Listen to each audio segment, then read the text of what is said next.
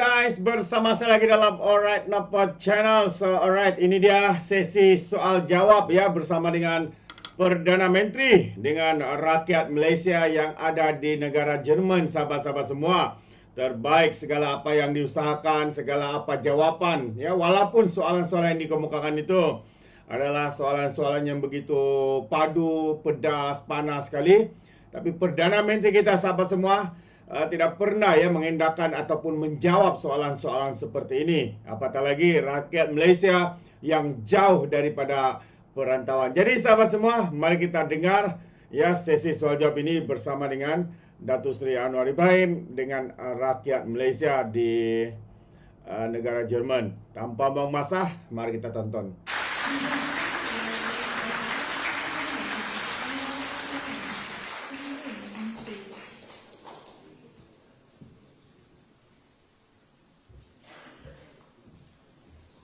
We will now continue with the interactive session by Yang Amat Mahkamah, Prime Minister of Malaysia, with diaspora. Guests with questions may raise their hand and we will call upon you. Please state your name. When called upon, as a mini introduction for yourself. And please keep your questions short and precise. Assalamualaikum. Can we have a question? We have only one hand. There. Sila. Kemudian. Okay. Boleh dengar ke? Okey, nama saya Mismala di Pengiktirafan. Nama saya.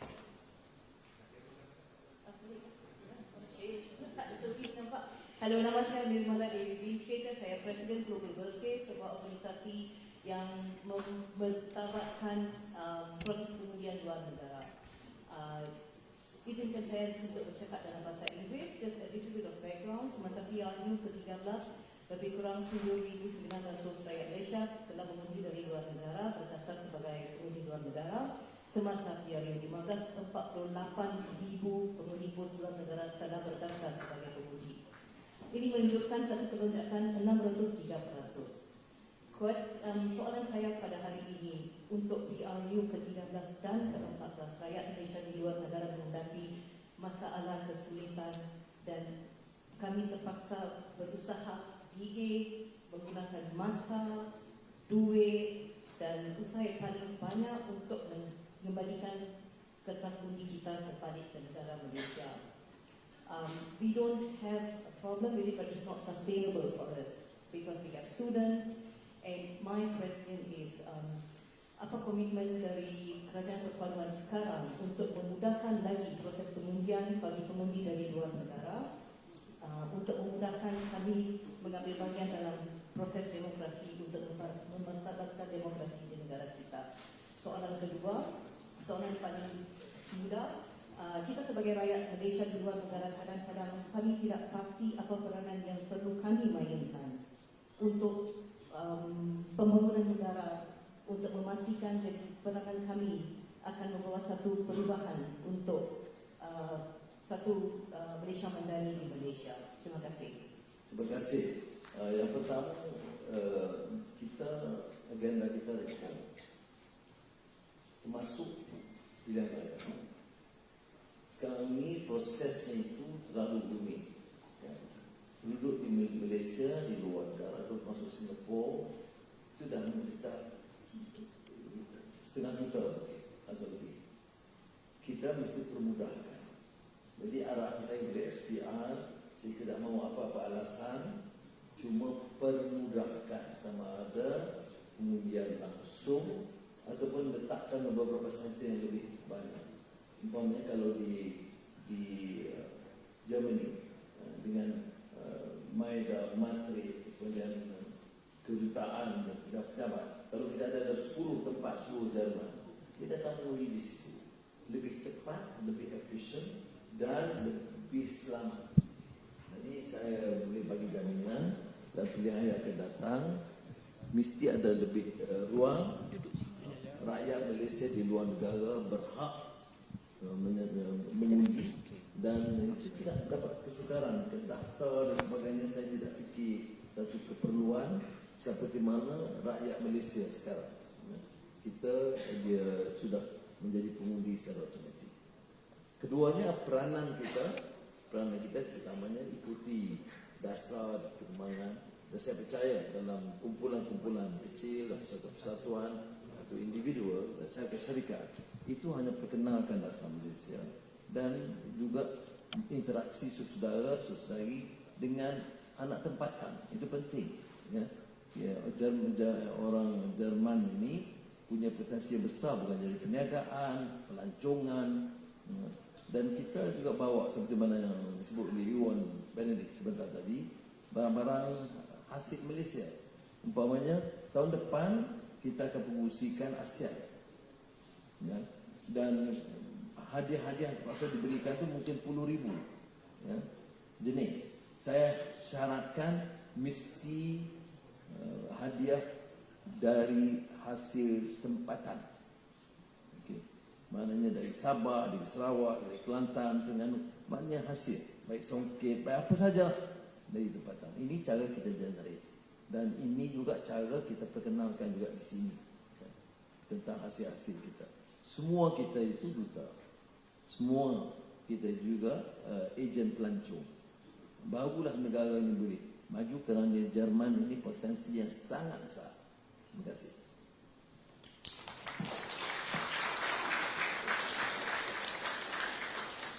Thank you. Can I have from this side of the room? Maybe you have a question? Oh, I will.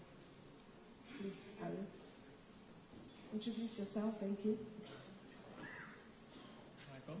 Nama saya Arif Amansyah. Saya advisor kepada Malaysian German Student Society. Saya tanya soalan dalam bahasa Inggeris.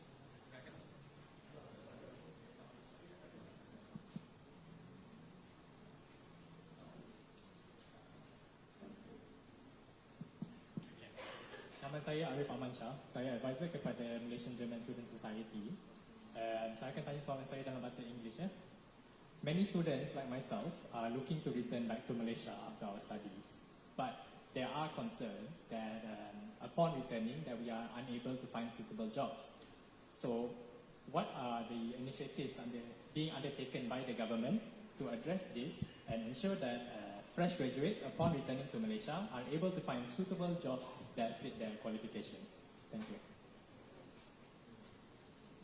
So far, graduates from Germany has not found any difficulty. The German graduates are in high demand, and most German firms look up to German graduates. So I don't see that's a problem, but I will of course refer to our Ministry of Manpower to deal with the issue and probably to give you the context. But right now, I fail to understand why this is a concern, because it's not an issue. For probably graduates, some countries may have a problem, but certainly not a graduate from Germany. Very high demand. I don't know why.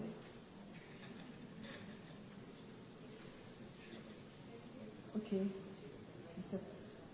Please introduce yourself. Hello. Hello.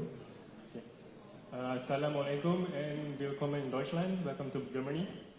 My name is Ronan. I'm an engineering student, but I'm also interested in education. So, I've noticed in your previous talks you referenced T.S. Eliot a lot and his distinction between wisdom and education. And the Malaysian Education Blueprint highlights the need for leadership skills. However, young people are growing up in a stressful world. The pandemic has shown an erosion of essential human skills. I say human skills instead of soft skills because they're not just nice to have, but they are central for each human being. Skills, not just leadership skills, skills like how to have a difficult conversation, how to form opinions, and how to take care of the person to the left of you and to the right of you. While it's impressive that 46% of STEM students, it is impressive that the number of STEM students have gone up to 46%, we cannot deny that 100% of these students are human. So, and the future leaders of tomorrow come from the schools we have today. So, therefore my question to you is, what are your plans to address this issue and to give them both the technical proficiency they need as well as the human skills they need to strive more for So strive not only for knowledge of the books, but also knowledge on how to live life. Thank you very much. Thank you. Very pertinent question. Because finally, the aim of education is, of course, the acquisition of knowledge. But it is not purely utilitarian. There's a school in philosophy and in education called utilitarianism. You study to become engineers and you think of nothing else. And you don't care about humanity, you don't care about society. There is a recent work by a very renowned ex-dean of Harvard. It's Excellence with a Soul. Harry Lewis, yes. Excellence without a soul. A devastating critique of Harvard. No one can question the fact that Harvard is a center of excellence in virtually all fields and disciplines. But his critique is that, yes, you have excellence, but you don't have a soul. Just outside the campus, you have racial discrimination, you have abject poverty. It's not of a concern to the students. So there is something lacking in the education system. So you refer to Eliot. Eliot made a very clear distinction between information, knowledge, and wisdom. Where is the information? You have lots of knowledge, etc. Information is there. I mean, you get to Google and you get anything is there. But some are trash. Some information are knowledge. So you must be trained, therefore, in education to know what is information and what is knowledge. And not all knowledge bring about wisdom. So you have a distinction. We have all information. The second category is knowledge, and the final one is wisdom. And wisdom comes because you create that understanding where you have values, you know what is right and wrong. Addabani Rabbi fa ahsana ta'dibi. Itu hadis. Maknanya dalam doa Rasul tentang pendidikan itu, perbaiki adab aku. Jadi itu yang penting. Jadi, back to your question, we of course have to accept. If you are too focused on values and civilization, then we may lose out. Because in this society, energy transition, digital transformation, food technology, all requires new idea, new discipline, new technology, and you must not be left behind. But it is a good reminder that yes, once acquiring these fields, these new disciplines, you must not lose sight. After all, we are educating a human being. Because you have smart people who don't care about humanity. You have smart people, but there's no compassion. Those people who articulate as well as so-called alim or scholars or politicians, sometimes are just heartless. Some so racist, so inhuman, and so blatantly corrupt. Why? They have lost their soul. They have knowledge, but they have no soul. So it's a very good reminder.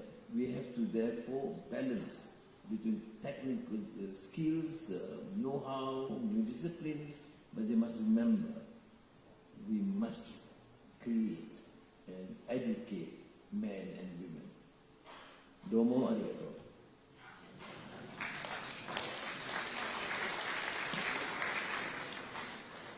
Okay, you're the next. The Honorable Prime Minister Anwar, we're very proud to have you in Germany, and I also first want to thank your excellent team under the ambassador. Has been a huge help in our new investments that we are doing in Malaysia, including Medtrade, and committee and Maida. I really want to thank you for your great team, and just to give you a bit of insight of what we are doing. I'm sure you're aware that the Europeans are more interested in lifestyle than anything else at the moment. They're all talking about lifestyle. So we're bringing the new business of recreational vehicles into Malaysia. That's caravans, motorhomes. And we have one of the biggest investors that we spoke to today, Knal Stubbert. They're coming in with a huge investment. And they're going to be building a factory to distribute caravans and motorhomes through the whole RCEP region, expecting this to be a business of over 100 billion euro within 10 years, a long distance for us to look at. Well, I sent it to Maida Chief, who's here, which you can explain in detail. Yes, we've spoken to him about that.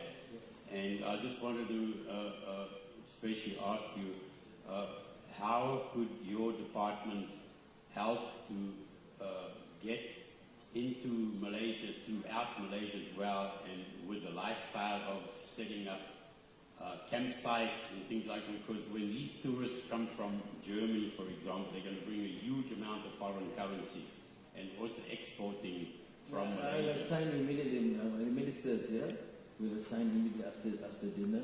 We can talk to them and work out the details. Okay. Right? Great. Thank you. Right.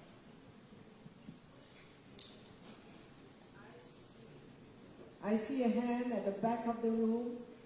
Can we get a mic to him or her? Thank you. Okay.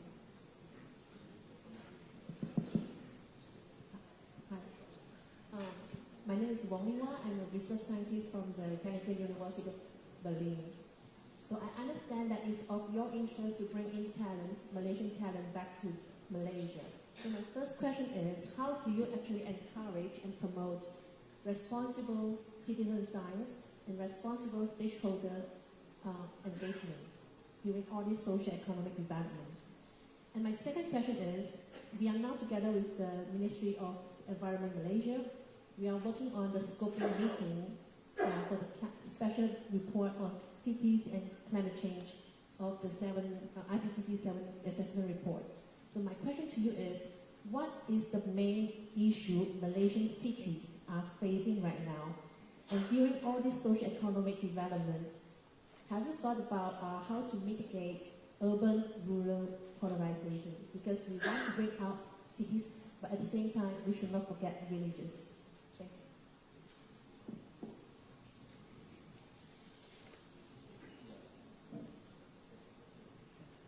you. Can I get your first question again? It was not so clear. We got the second question, but the first, maybe you can repeat? Thank you. Sure. So when is your ambition to bring back all the Malaysian talents to Malaysia for all the development? Okay. So how do you encourage responsible citizen science and responsible stakeholder engagement? Well, right now, because of political stability, clarity in policies, you find more Malaysians coming back. One. But you ask me, frankly, we don't need to.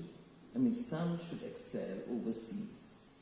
I mean, you establish your grounds, your professionalism, initial exposure outside is of immense help to the country.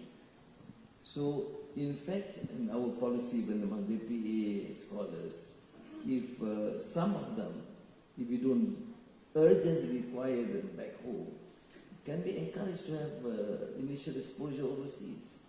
That's one area.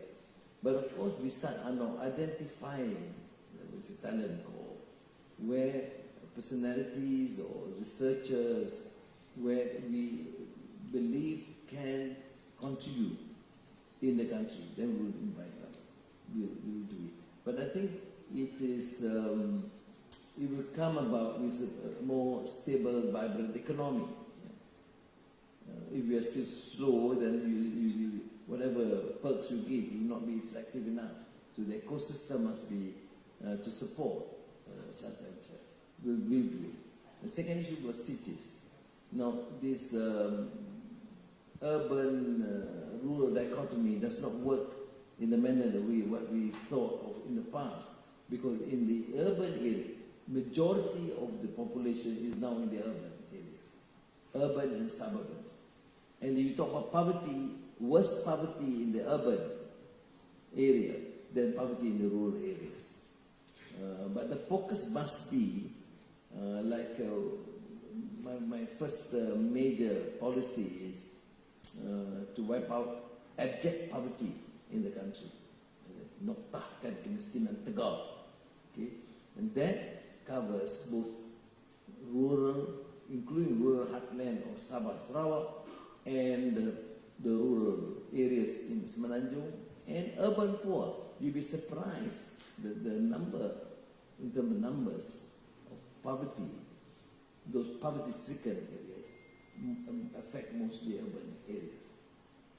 Now, extending beyond that, the whole planning for cities must change. You know, in the first year I was handling Kuala Lumpur just to get a good understanding. Then I realized why you have this so close division dichotomy between the very rich elites and the poor. Why is there no concentration to help out? First, the poverty. Secondly, housing. Third, even the restaurants. Nobody cares. And majority goes there. So I've instructed the Dewan Bandar Raya to focus on this. So you have now more than 80 of these warungs and grais that has been vastly improvised. Clean water, sanitation, and better facilities. So these are, I think, issues that we have to address. Then the green lung. Okay. Then facilities, amenities for the general public. We have the best restaurants for the rich. We have the best spas for the rich. We have virtually nothing for the public. So there is this clear disparity between the rich, very rich, and the poor. So we have to address with the best of our ability. At least for Kuala Lumpur, we have begun. And even the Minister for Housing is now embarking aggressively to address some of these issues. Green lung, cleanliness, better restaurants for the poor, for the majority, and public housing. Some public housing that we have around Kuala Lumpur has been built for the last 40 years, 50 years, and there's no change in this small, pedated little building, one-room flats. But it costs a lot of money. That's why, to my mind, economic vibrancy is critical. When you have the funds, then you can manage better. But right now, when I took over, I inherited 1.5 trillion ringgit of debt, 5.6% of deficit, which we have to deal with. You can't see this only an issue to be dealt with by the Minister of Finance. It is a common role of all of us to try and address. Because you continue to do that, then there will not be confidence by the investors. The investors know that in 1 year we reduce from 5.6% deficit to 5%. And this year we'll reduce further. So there is confidence. No excessive borrowing, no additional excessive expenditure for the mega project.